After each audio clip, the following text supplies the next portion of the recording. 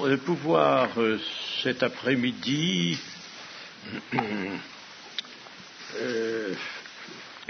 méditer sur la puissance de la mort de Jésus. Puissance de la mort de Jésus.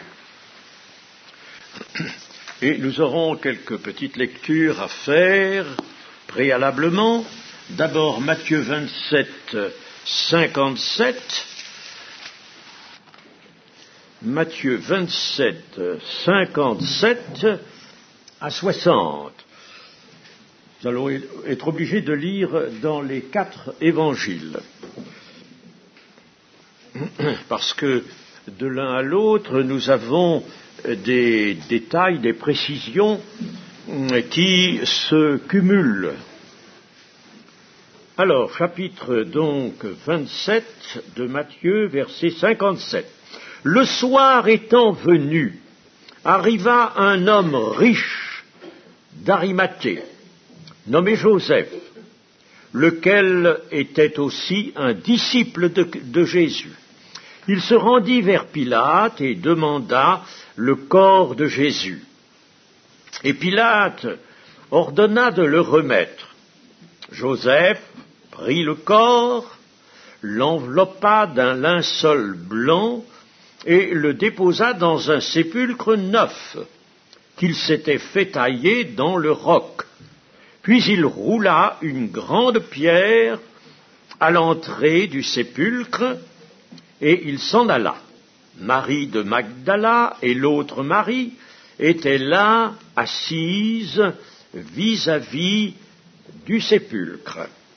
Nous lirons maintenant dans le second évangile, Marc, au chapitre 15 et au verset 42. Chapitre 15, verset 42 jusqu'au verset 46 inclus. Le soir étant venu, comme c'était la préparation, c'est-à-dire la veille du sabbat, arriva Joseph d'Arimathée, conseiller de distinction, qui lui-même attendait aussi le royaume de Dieu. Il osa se rendre vers Pilate. Notons bien ces détails. Il osa se rendre vers Pilate pour demander le corps de Jésus. Pilate s'étonna qu'il fût mort si tôt, fit venir le centenier et lui demanda s'il était mort depuis longtemps. S'en étant assuré par le centenier, il donna le corps à Joseph. Et Joseph, ayant acheté un linceul, descendit Jésus de la croix, l'enveloppa du linceul et le déposa dans un sépulcre taillé dans le roc. Puis il roula une pierre à l'entrée du sépulcre. Marie de Magdala et Marie, mère de Jose, regardaient où on le mettait. Nous irons ensuite au 3e évangile, celui de Luc, au chapitre 23 et au verset 50. 23, verset 50. Il y avait un conseiller nommé Joseph, homme bon et juste, qui n'avait point participé à la décision et aux actes des autres. Je fais une petite parenthèse, qui n'avait point participé à la décision et aux actes des autres, dans le Sanhédrin, bien entendu. Il s'agit là du procès fait à Jésus. Il était d'Arimathée, ville des Juifs, et il attendait le royaume de Dieu.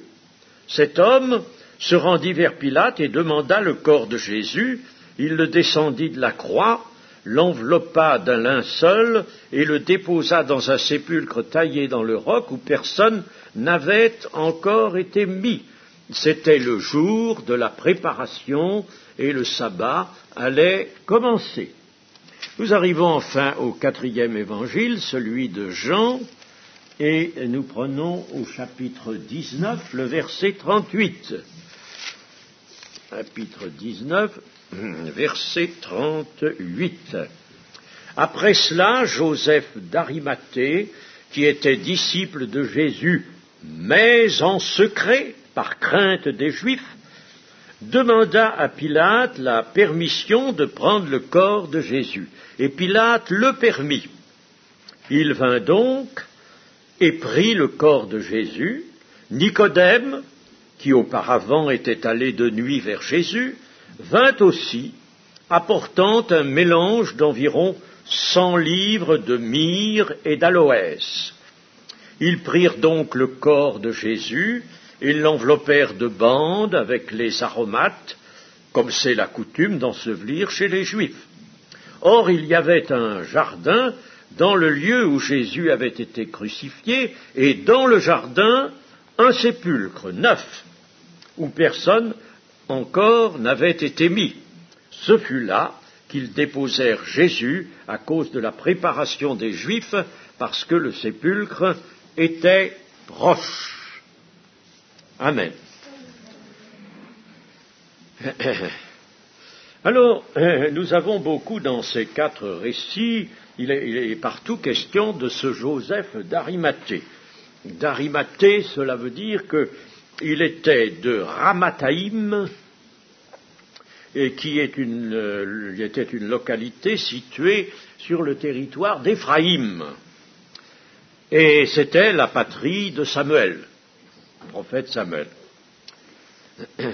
Joseph, donc, qui est appelé Joseph d'Arimathée, était un homme riche. Il était aussi un conseiller de distinction. Un conseiller de distinction. Et enfin, pour compléter ce portrait, il était bon et juste. Voilà donc un homme intéressant, riche, conseiller de distinction, bon et juste, et alors nous ajoutons à cela, disciple de Jésus en secret par crainte des Juifs. Il était donc disciple de Jésus en secret. Il attendait le royaume de Dieu, avons-nous lu aussi.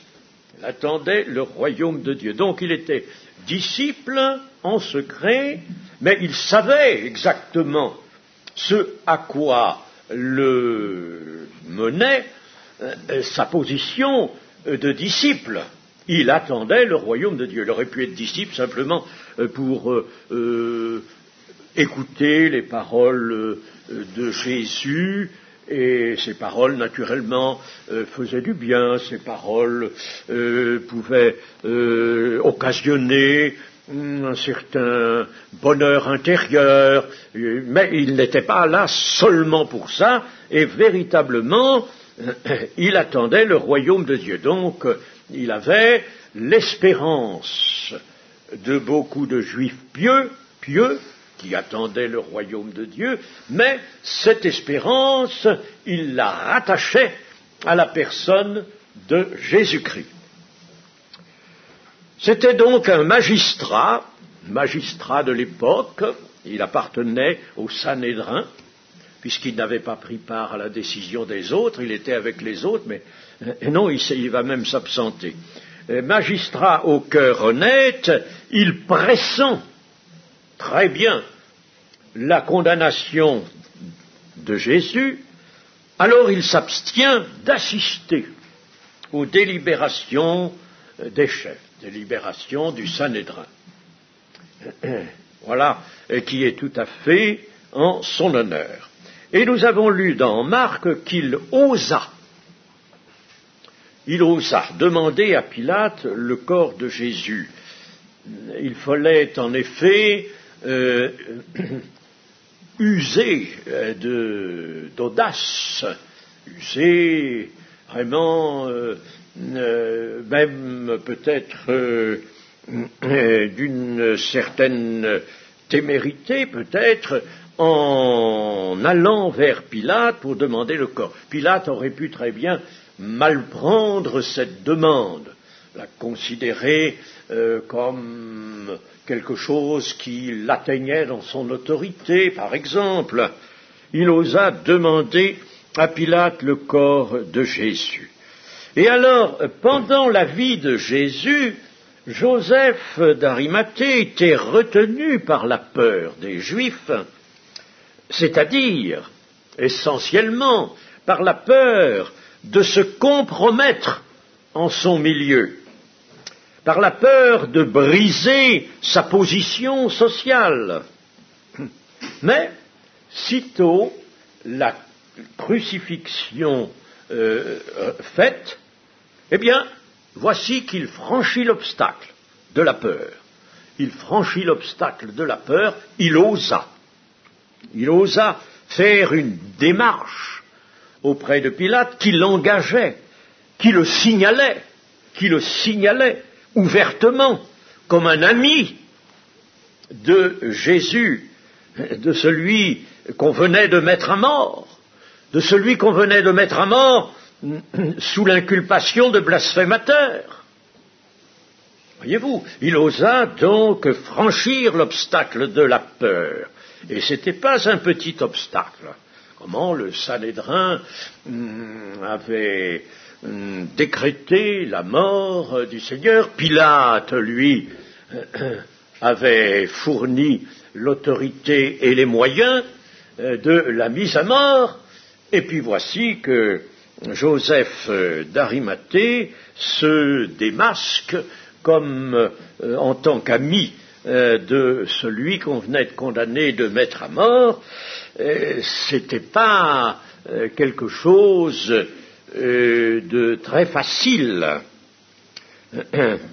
Et puis n'oublions pas qu'il y avait dans le Sanhédrin ce fameux homme, ce Saul de Tarse, qui était lui méchant comme un loup à l'égard de Jésus et des disciples de Jésus. Jésus lui dira: pourquoi me persécutes-tu?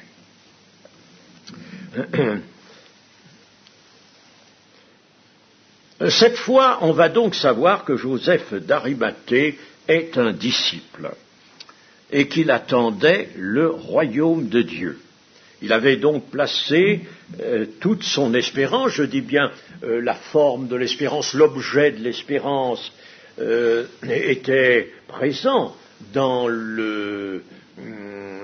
Israël, dans la doctrine d'Israël. Oui, mais lui, c'est en Jésus qu'il met son espérance. Il place son espérance en Jésus. Il avait donc vu en lui ce que les scribes, les pharisiens et autres gens n'avaient pas vu. Il avait vu en lui, s'il plaçait son espérance en Jésus, il était disciple, il avait vu en lui l'envoyé de Dieu. Un envoyé de Dieu. Il avait donc foi en Jésus. Or, à la crucifixion, voici la crucifixion qui intervient. Joseph d'Arimathée n'a pas voulu participer à la décision du Sanhédrin.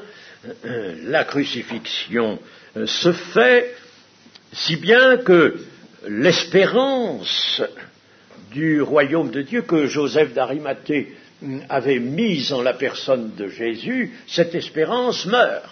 Cette espérance vient de mourir. Logiquement, normalement, dans la pensée de cet homme, eh bien, il aurait dû y avoir ceci: tiens, j'espérais, comme le disent d'ailleurs les deux disciples d'Emmaüs. Nous espérions que ce serait par lui, Jésus, que vraiment toutes les choses attendues s'opéreraient. Mais voici, on vient de le mettre à mort. On vient de le faire mourir. Et Joseph d'Arimathée aurait pu être dans cette même pensée, comme les disciples d'Emmaüs, et puis dire: j'ai mis mon espérance dans cet homme, ben, voilà, il vient de mourir. Alors, l'espérance, donc, du royaume de Dieu vient de mourir avec celui en qui elle était gagée. Mais, cependant, Joseph d'Arimathée, aidé d'ailleurs, nous l'avons vu dans l'évangile de Jean, aidé de Nicodème, va descendre le corps de la croix Et vous savez, pour un conseiller de distinction, c'était pas tout à fait le travail qui lui convenait. C'était pas un travail tout à fait en rapport avec sa condition. Alors ils descendent le corps de la croix, l'enveloppe d'un linceul blanc, et notons bien que les 4 évangiles font mention de la mise au sépulcre par Joseph d'Arimathée, Jean ajoutant la présence aussi de Nicodème. Mais les 4 évangiles font mention de cette mise au sépulcre par Joseph d'Arimathée. Pourquoi ? C'est quelque chose quand même de remarquable. Il y a d'autres événements importants qui ne figurent pas dans les 4 évangiles. Pourquoi donc cela ? Eh bien parce que, justement, c'est un événement remarquable, un événement qui a quelque chose à nous faire comprendre.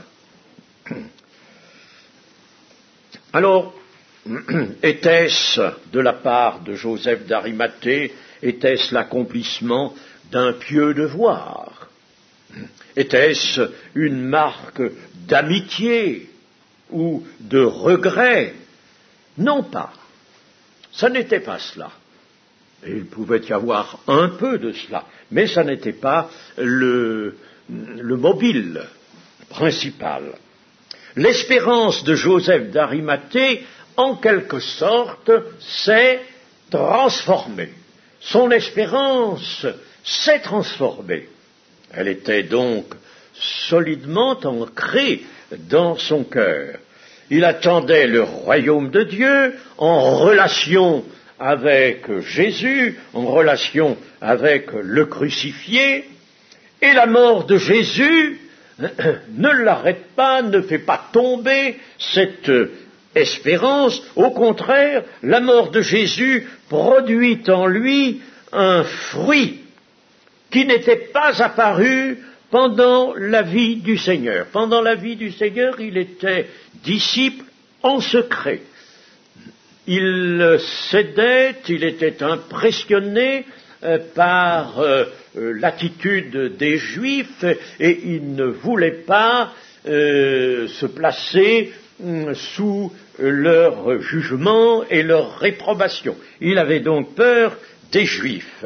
Mais la mort de Jésus le rend audacieux, il ose. Donc elle a produit en lui un fruit qui n'était pas apparu alors que le Seigneur était vivant. Son espérance se trouvait donc libérée. L'espérance de Joseph d'Arimathée était libérée de toute attente immédiate. Vous savez que c'était la pensée des Juifs en général. Ils attendaient le rétablissement du royaume. Même les apôtres vont le dire au Seigneur Jésus. Seigneur, quand le royaume sera-t-il rétabli ? Le royaume d'Israël, c'était, à leur vue, le royaume de Dieu. Voilà, il y avait la main romaine dessus, n'est-ce pas ? Mais c'était le royaume de Dieu. Les apôtres le demandent à Jésus, quand viendra le temps du rétablissement du royaume de Dieu. Ce n'est pas faux de dire que le royaume d'Israël était la première ou une préfiguration, si vous voulez, du royaume de Dieu. Ça n'est pas faux. Le royaume de Dieu a pour point de départ dans l'implantation successive des différentes phases du dessein de Dieu, a pour départ le royaume d'Israël. Le royaume d'Israël, avec David pour roi et les héritiers de David, ce royaume d'Israël est la première implantation du royaume de Dieu. Il est là pour préparer le royaume de Dieu. Et la preuve, d'ailleurs, c'est que le Seigneur Jésus régnera sur cette terre d'Israël. ce royaume, le territoire d'Israël, la superficie de la nation d'Israël sera élargie. Ce sera le grand Israël dont nous avons la notion dans les Écritures. Donc l'espérance de Joseph d'Arimathée se trouve libérée de toute attente immédiate, contrairement au sentiment général chez les Juifs. Et cette espérance repose maintenant sur les paroles de Jésus. Voilà, l'espérance repose sur et non pas sur le sentiment général, non pas sur la pensée qui s'était imposée dans le milieu israélien. Non, elle repose sur les paroles de Jésus, que le conseiller Joseph connaissait très bien maintenant. Il était disciple, il connaissait les paroles du Seigneur. Et ces paroles, donc, s'illuminaient d'une lumière éternelle. Alors, nous relevons des faits surprenants. Quand nous examinons ces circonstances, nous avons sujet d'être tout de même surpris. Eh bien, soyons surpris. Pendant la vie de Jésus, Joseph d'Arimathée, n'osant pas confesser sa foi, pour ménager sa position sociale, était en somme un mauvais disciple. Un disciple en secret, ce n'est pas un bon disciple, ça. C'est un mauvais disciple. Mais Jésus étant mort, voici que les vrais disciples, ceux qui étaient disciples pendant la vie de Jésus à la connaissance de tous, qui accompagnaient Jésus sans discontinuer, voici que les disciples, eux, ils se sont enfuis et ils se cachent. Ils se cachent. Et c'est un disciple en secret qui, lui, se met en pleine lumière. La peur avait saisi les disciples de la vie de Jésus, alors que deux disciples précédemment cachés se révèlent. Je mets Nicodème aux côtés de Joseph d'Arimathée. Deux disciples cachés se révèlent. Et on peut dire ceci, tout cela n'était pas, bien entendu, étranger au plan de Dieu. Et là, le Saint-Esprit suppléait la défaillance des disciples en éveillant une foi chez Nicodème et chez Joseph d'Arimathée, une foi qui s'avoue, et qui s'avoue chez des disciples clandestins. Le Saint-Esprit, donc, devant cette défaillance, la fuite des disciples, compagnons de Jésus pendant son ministère, eh bien, alors le Saint-Esprit supplée. Et puis deux disciples qui étaient en secret, qui se cachaient, clandestins, ceux-là paraissent à la lumière. Et on peut dire, voilà encore quelque chose qui est surprenant, c'est que les apôtres, les disciples de Jésus n'ont pas la foi de l'Église à ce moment-là. Mais Joseph d'Arimathée et Nicodème ont la foi de l'Église. Ils ont la foi de l'Église. La foi en un Jésus, un Seigneur crucifié. Et cela nous rappelle ce que nous allons relire dans Jean chapitre 12. Jean chapitre 12 et verset 24, ou verset 23. Jésus leur répondit à André et Philippe. Jésus leur répondit, l'heure est venue où le Fils de l'homme doit être glorifié. En vérité, je vous le dis, si le grain de blé qui est tombé en terre ne meurt, il reste seul. Mais s'il meurt, il porte beaucoup de fruits. Celui qui aime sa vie la perdra, et celui qui hait sa vie dans ce monde la conservera pour la vie éternelle. Nous avons déjà mis en valeur ce principe. On ne pourra sauver que ce qu'on accepte de perdre. Bien. Mais là donc, toujours en rapport avec ce principe, on ne pourra sauver que ce qu'on accepte de perdre, notons-le bien, nous, chrétiens.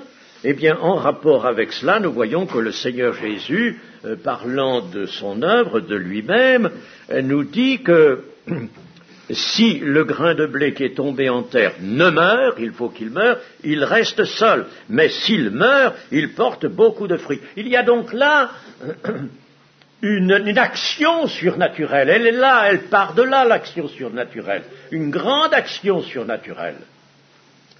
La mort de Jésus, donc, porte un fruit extraordinaire, puisque c'est cette mort qui porte beaucoup de fruits, c'est-à-dire qui va avoir pour conséquence énorme et conséquence éternelle, disons, mais en tout cas une conséquence qui va se voir dans la suite des siècles,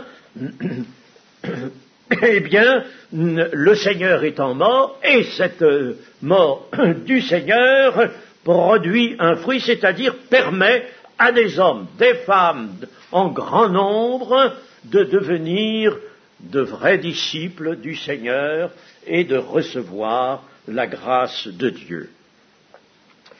Et Joseph d'Arimathée est atteint par ce grand principe. Voilà un homme, un disciple clandestin, qui est atteint par ce grand principe surnaturel. Il faut que nous notions bien cela. Il y a donc là quelque chose de surnaturel. Et il va immoler sa réputation pour un Christ mort. Alors nous sommes là encore devant quelque chose d'humainement incompréhensible, quelque chose devant quoi le raisonnement humain achoppe.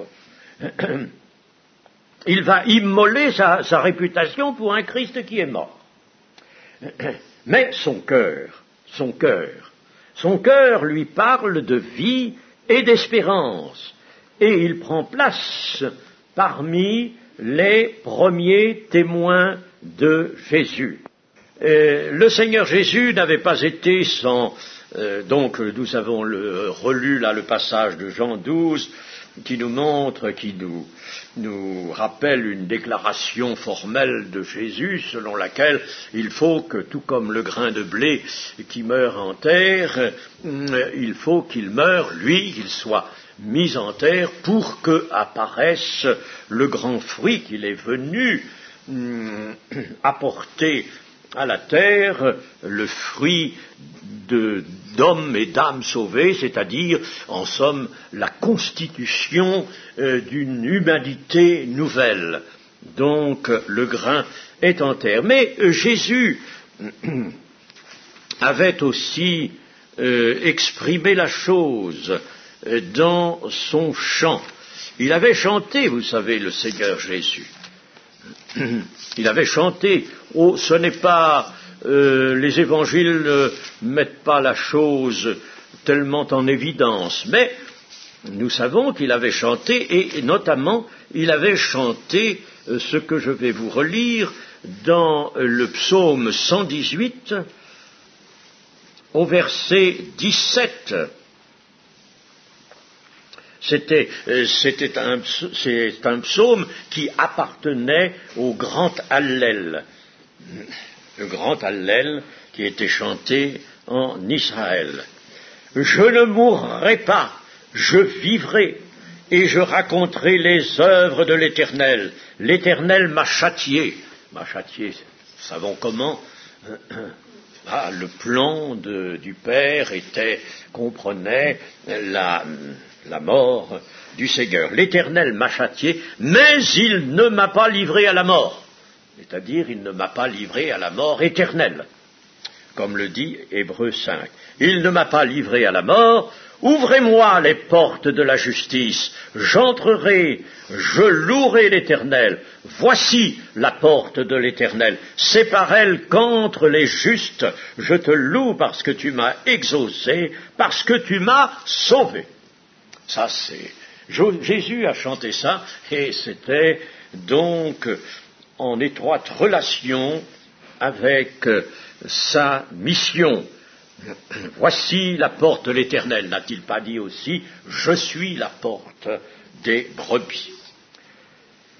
Ainsi donc, Jésus a bien lui-même mis l'accent sur le fait que sa mort allait engendrer des âmes nombreuses, en nombre aussi grand que les grains de sable du bord de la mer.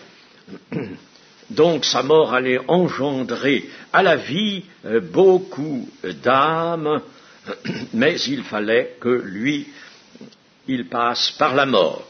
Alors l'histoire de Joseph d'Arimathée montre très bien la puissance que déploie la mort de Jésus. Jésus l'avait dit, mais nous voyons là, par l'exemple que nous fournit les attitudes successives de Joseph d'Arimathée, que la mort de Jésus déploie une puissance. Il y a eu d'autres témoins de la mort de Jésus que Joseph d'Arimathée. Il y a eu par exemple Luc 23, Luc chapitre 23 et verset 35, nous lisons au verset 35.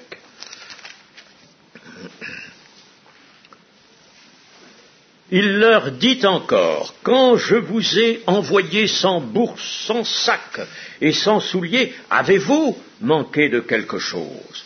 Ils répondirent de rien, et il leur dit maintenant, au contraire, que celui qui a une bourse la prenne, que celui qui a un sac le prenne également, et que celui qui n'a point d'épée vende son vêtement et achète une épée. Car je vous le dis, il faut que cette parole qui est écrite s'accomplisse en moi, il a été mis au nombre des malfaiteurs. Et ce qui me concerne est sur le point d'arriver, ils dirent, Seigneur, voici 2 épées, et cela suffit. Après être sorti, il alla, selon sa coutume, à la montagne des Oliviers, ses disciples le suivirent. Lorsqu'il fut arrivé dans ce lieu, il leur dit, priez afin que vous ne tombiez pas en tentation, puis il s'éloigna d'eux à la distance d'environ 1 jet de pierre, et s'étant mis à genoux, il pria, disant, Père, si tu voulais éloigner de moi cette coupe, toutefois que ma volonté ne se fasse pas, mais la tienne. Alors, un ange lui apparut du ciel pour le fortifié, mais seulement j'ai eu tort de vous reprendre le texte là, c'est au chapitre 23 que je voulais lire exactement. Enfin, cette lecture n'est pas inutile, je me suis trompé de chapitre. Alors c'est au chapitre suivant et au verset 35 que j'avais l'intention de lire. Le peuple se tenait là et regardait.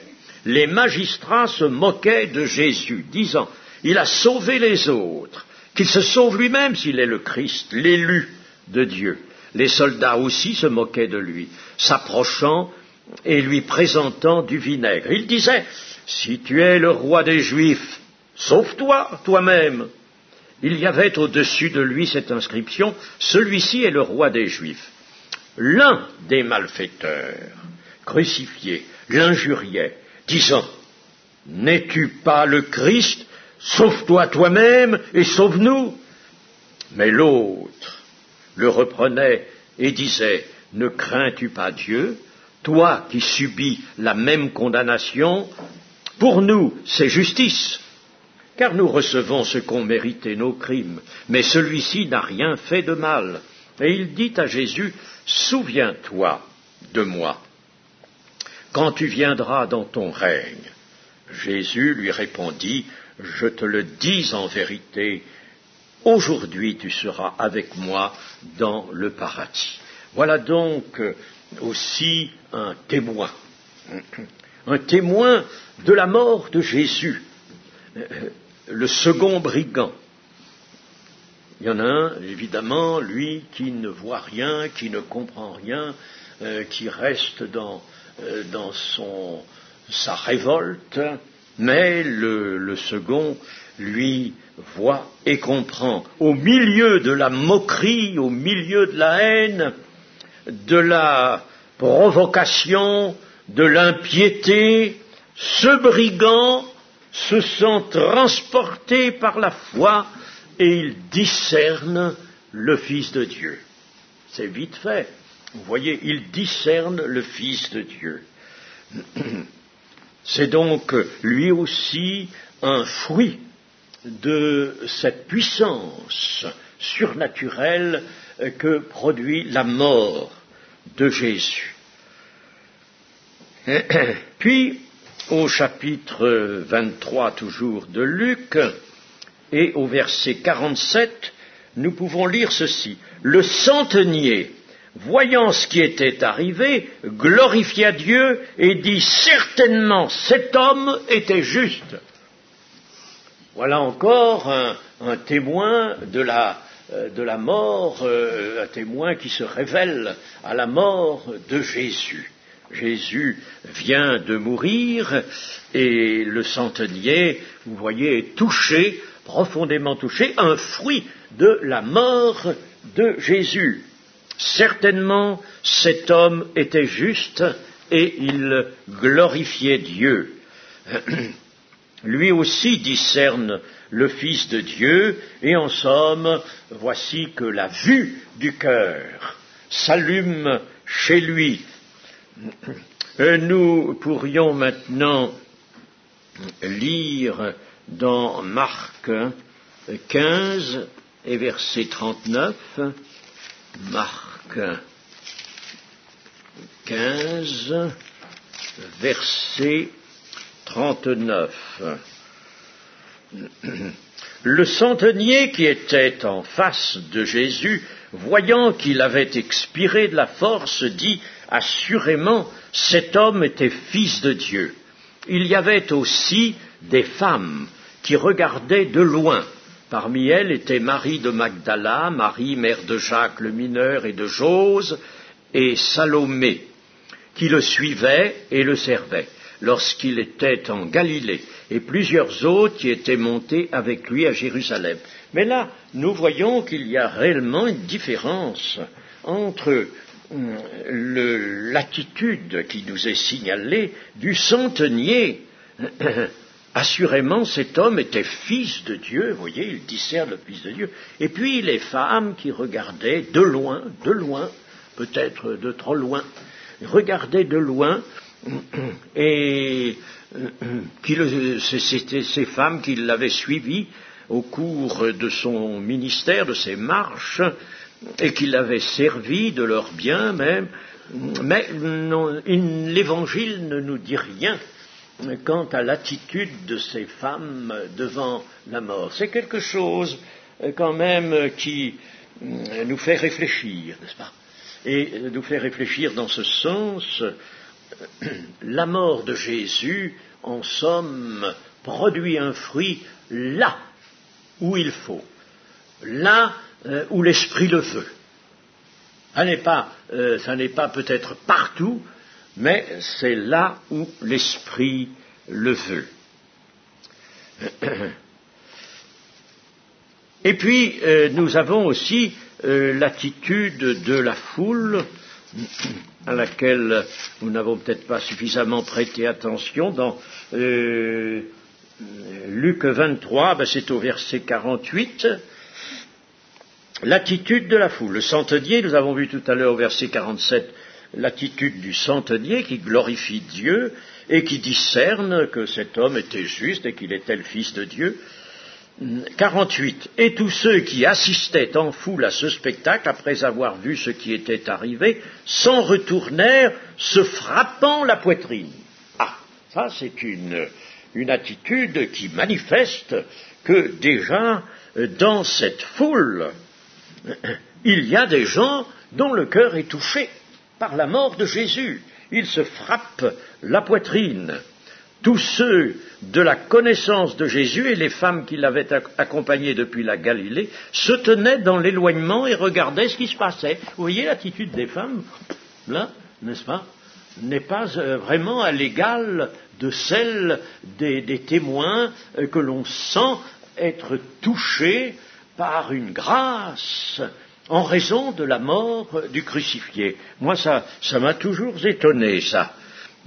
Tous ceux de la connaissance de Jésus et les femmes qui l'avaient accompagné, en somme, on peut dire que ceux qui étaient ouvertement ses disciples pendant le cours de son ministère, eh bien, à sa mort, ils ne se révèlent pas vraiment comme de bons disciples. Et c'est Joseph d'Arimathée, et c'est le centenier, et c'est le brigand, qui, eux, au contraire, manifestent la transformation dont ils sont l'objet par le fait d'une grâce divine. Donc il y a dans la foule des gens qui éprouvent un sentiment de culpabilité et un besoin de repentance. Ils se frappent la poitrine. Un besoin de repentance. La mort de Jésus amène donc à ce besoin de repentance. Et cette circonstance que nous venons de lire, là, au versets 48 et 49 du chapitre 23 de Luc, cette circonstance annonce déjà de loin la repentance et la conversion de beaucoup de gens. Il y aura des pharisiens qui se convertiront. Annonce aussi de loin la repentance et la conversion finale du peuple juif. Et que le peuple juif va se convertir bientôt peut-être, comme nous l'apprend le chapitre 12 de Zacharie. Alors, revenons sur le crucifixion de Jésus et sur sa mort. Il faut absolument que nous recevions en nous la force que déploie la croix. Quand nous parlons de la croix, n'est-ce pas, il faut bien parler de la mort du juste, de la mort de celui que Dieu a envoyé comme victime propitiatoire, selon son grand amour. Alors, il faut que nous considérions la force que déploie la croix du Seigneur Jésus. Et comme Paul, nous pouvons arriver à ce qu'il nous dit dans le livre, dans l'épître aux Galates, « J'ai été crucifié avec Christ. J'ai été crucifié avec Christ. » L'apôtre Paul ne parle pas là de quelque chose de littéral, mais il a été crucifié, c'est-à-dire le crucifiement du Seigneur Jésus s'est reporté en moi en toutes ses conséquences. Je porte, même dira-t-il, les stigmates, non pas toujours, n'est-ce pas, à prendre dans un sens littéral. Il ne s'agit pas de tomber dans disons, la superstition catholique. Ce ne sont pas des stigmates visibles dans les mains, mais il veut dire qu'il porte toutes les conséquences, toutes les marques, et même il ajoute aux souffrances de Christ pour l'Église. Donc, il peut dire, j'ai été crucifié avec Christ. Et aussi la mort. Je disais que la mort du Seigneur Jésus a pour nous des conséquences qui ne s'arrêtent pas au moment de la conversion, mais pendant toute notre vie chrétienne, nous avons besoin d'être toujours porteurs des conséquences de la mort de Jésus. Je voudrais voir cela dans le chapitre 4 de 2 Corinthiens, chapitre 4 de 2 Corinthiens, au verset 7. Nous portons ce trésor dans des vases de terre, afin que cette grande puissance soit attribuée à Dieu. Voyez-vous, quelle grande puissance? La grande puissance qui découle de la mort de Jésus, du crucifixion de Jésus. On entend beaucoup parler de la croix, c'est bien, mais il faut que nous sachions que quand nous disons la croix, nous disons la mort du Seigneur. Paul le dit dans 1 Corinthiens, nous annonçons au moment de la scène, nous annonçons la mort du Seigneur jusqu'à ce qu'il vienne. Nous l'annonçons. La mort du Seigneur, donc, est génératrice d'une grâce divine qui ne tarisse pas.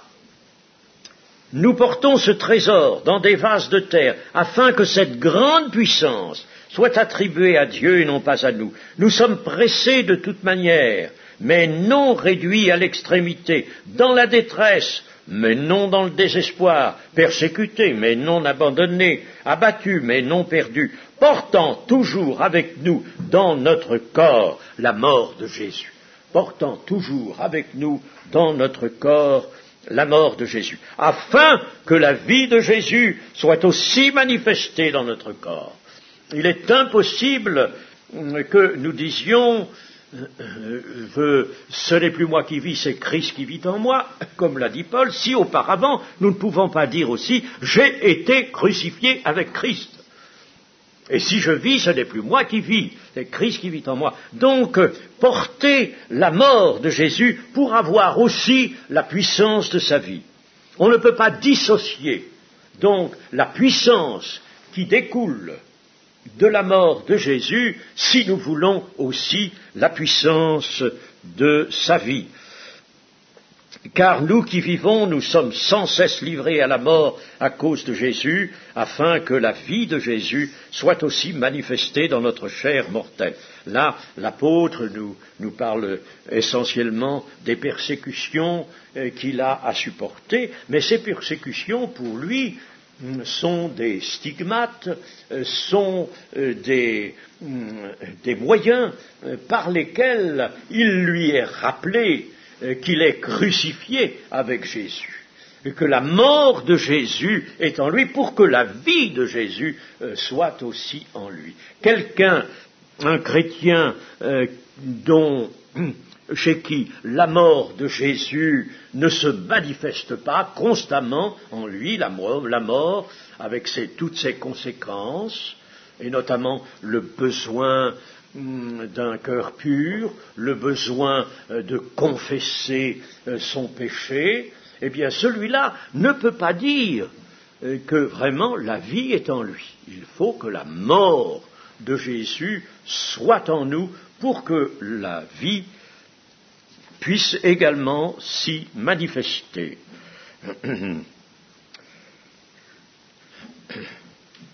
Jésus-Christ crucifié. Jésus-Christ crucifié. L'apôtre Paul nous dira aussi dans 1 Corinthiens, chapitre 1 et verset 23. Nous prêchons Christ crucifié. Nous prêchons Christ crucifié. Scandale pour les Juifs. Folie pour les païens. Il faut que ce soit cela. Ce n'est pas là un jugement en passant. Non. Nous prêchons Christ crucifié, on peut dire, il faut que ce soit un scandale pour les Juifs. Et que ce soit une folie pour les païens, les incrédules, mais puissance de Dieu.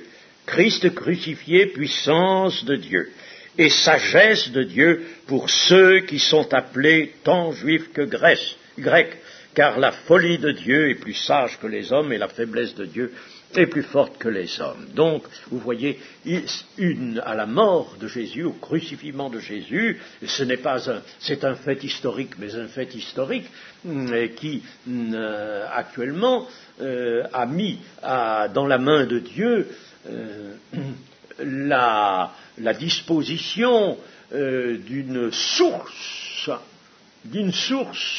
énorme de grâce, de bénédiction. Le Seigneur nous accorde des bénédictions en grand nombre jusque dans les célestes, dans les lieux célestes. Tout cela vient donc de la puissance qui s'attache au crucifixion de Jésus.